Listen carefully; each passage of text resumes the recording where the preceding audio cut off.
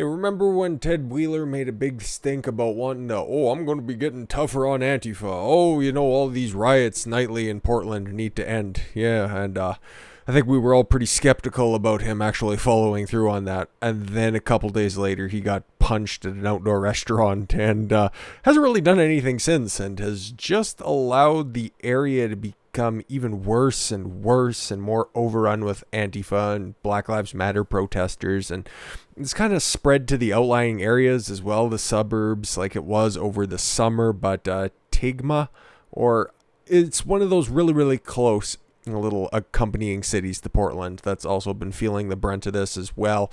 And it's stretched up into Washington as well because, Seattle and Portland are kind of joined at the hip like some kind of an incestuous situation that a Twitter would love to repost and run with and profit off of as well. But yeah, no, Ted Wheeler has been absolutely ineffectual and just as limp-wristed as we all thought because, this just dropped yesterday, and of course it did. Portland Mayor Ted Wheeler pepper sprays man who confronted him over not wearing a mask. So instead of doing something for the entire community, he's decided to arm himself with pepper spray and not look after the nightly riots because he's really bad at his job. According to a police report, Portland Democrat Mayor Ted Wheeler pepper sprayed a man who accosted him while he was leaving a restaurant on Sunday night. This was the second time in a month that Ted Wheeler has been accosted while dining out. Wheeler was leaving the McManahans, Hillsdale Brewery and Public House in Portland at around 8 p.m. Saturday night with former mayor and new administration hire Sam Adams. Oh, funny story about Sam. When a person confronted him and accused him of sitting in a restaurant without wearing a mask, according to a report in Multnomah County. Outdoor dining is allowed, and Wheeler and Adams had been eating in an outdoor tent at the restaurant when he had tried to explain to the man that people in Oregon were allowed to remove their masks for dining. But I'm sure he was probably just sitting around just talking with the former mayor, Sam Adams, who has a very funny story. He was a mayor up until 2009 in Portland, and he had to resign because he had a tryst with somebody else, and really made quite a big stink in 2009 because it was with an underage child. I don't know why I didn't want the first video and this video to just kind of link up, but that's just how it works out, especially when you're dealing with Democrats. The mayor described the alleged assailant as a middle-aged white male. Oh, he's probably a white supremacist, and that's why he did that, because you're just trying to stand up for the little people now, aren't you, Ted? No, not anybody who would, do anything good for your community, but, prosecute people that want you to live by your same standards. So riots have gone on unabated. They were especially bad inauguration night because Antifa really doesn't care, and because Twitter is such a perverse and twisted outlet. Things like this are still allowed to be posted and put out there in prominent fashion. Okay, somebody with pronouns in their bio, obviously a stable individual, gets to advertise I suppose that'll probably be happening in, a couple hours, probably about an hour by the time that this video gets edited. They're going to be down there, cause more trouble nightly in Portland because Ted Wheeler has enough pepper spray for himself, but not for small business owners or the public at large in Portland, and he doesn't really care. So that whole, big dog and pony show that he had on the 2nd of January, that was all for nothing. It's just been 25 days of just unabated violence, and whatever days before that too.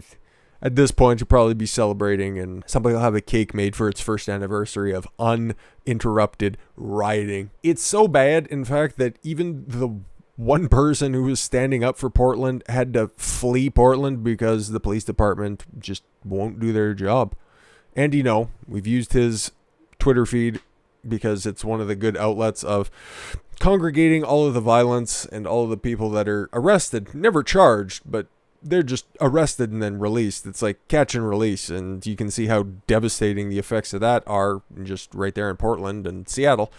yeah, he was the only person who was actually sticking up for the community, wanting it to, return to normal by putting out all of the horrendous shit that was happening on a nightly basis. Yeah, he was being accosted. He had his book that's coming out shortly-ish, had it removed from the biggest bookstore in Portland, and then they removed it from their online store as well because Antifa just really won't stop, and they just continued to harass the bookstore owner and deface their building until they wouldn't sell his book anymore. These are the people of anti-fascism, right? Yes, definitely not using fascistic techniques if I am to just, steal an overused saying. Yeah, let's get into this because I found this especially disturbing because he was kind of the last person out there in Portland just really trumpeting the cause of trying to turn the city around. And an independent journalist who often contributes, and I thought he was the editor-at-large of the Post-Millennial, but anyways, has been interviewed by Sky News where he talks about having to move to London because of repeated death threats. You are in London because you had to flee Portland because it's too dangerous for you. Tell us, Andy. Yeah, for a number of months now, there's been an increasing threats of violence against me promised by Antifa extremists to kill me. And all those threats were reported to authorities, and even when I provided some of their names and suspects, nothing was done. So yeah, had to fucking flee for the hills, had to go across ocean in order to flee these psychopaths who have taken over the city, and there's no repercussions there, so why would they bother stopping? As it says here, ample reason to worry about his life and safety, having already survived a brutal attack in Portland on June of 2019, which led to a brain hemorrhage and lifelong health issues, because he's just trying to document the psychopaths that are on the streets every night in Portland. And if the mayor/police commissioner would do his fucking job, you wouldn't be down one good citizen. But hopefully Portland just exits out all of their great citizenry, and then you're just left with a smoldering pile of rubble. But it's weird, right? How an idea can propagate all this destruction, right? You remember what Joe Biden was saying during the presidential debates, that Antifa is just an idea, and you got the poor boys over there, and they're going to be standing down, and my head hurts. Can I sleep now? But yeah, White House Press Secretary Jen Psaki says all violence will be reviewed as part of Biden's administration efforts to tackle domestic extremism of all political stripes. So finally they denounced Antifa? Wow, and all their violence? No, of course not. Of course not.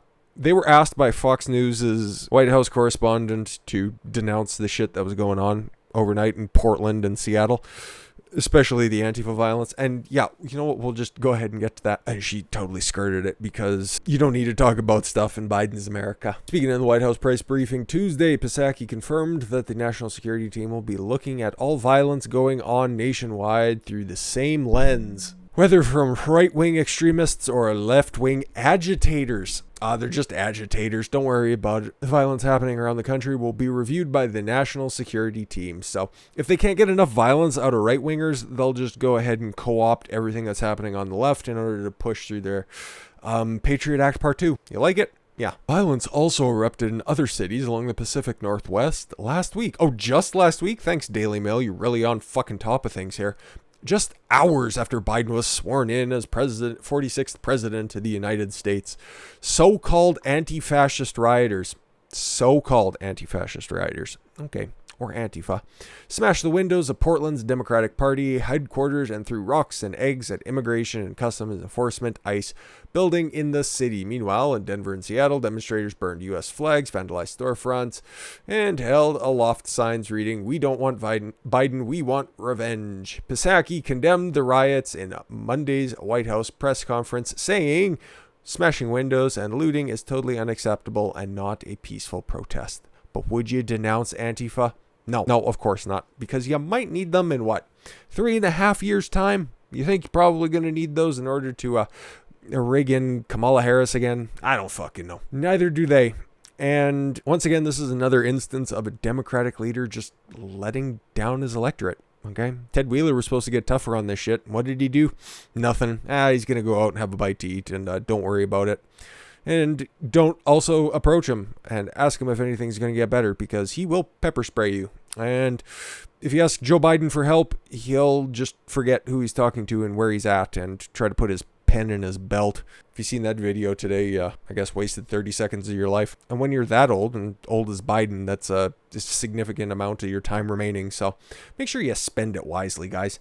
Anyways, we got to talk about the weirdness of the impeachment trial because it's dead on arrival, and the guy presiding over it might be as well. So we need to address that. Thank you all very much for the gift of your time. I've been Don Consuelo. I want you to follow your gut and get after it. Take care, everyone.